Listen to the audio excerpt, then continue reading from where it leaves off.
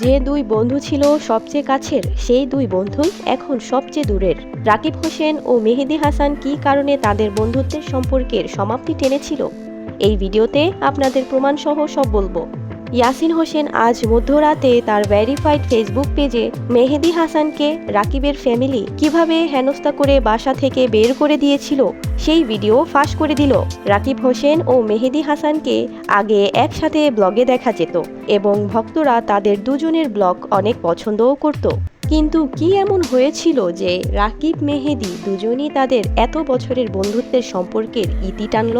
অন্তরার জন্যই কি রাকিব মেহেদীর বন্ধুত্ব নষ্ট হয়েছে, নাকি এর পেছনে অন্য কোনো কারণ আছে?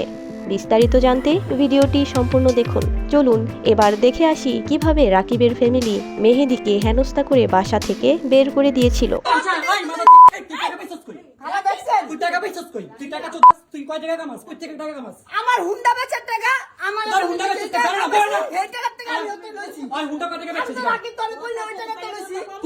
সো ভিউয়ার্স, ভিডিওটি ভালো লাগলে একটি লাইক দিন, আপনাদের বন্ধুদের সাথে শেয়ার করুন এবং এমন আরও আপডেট ভিডিও পেতে চ্যানেলটি এখনই সাবস্ক্রাইব করুন।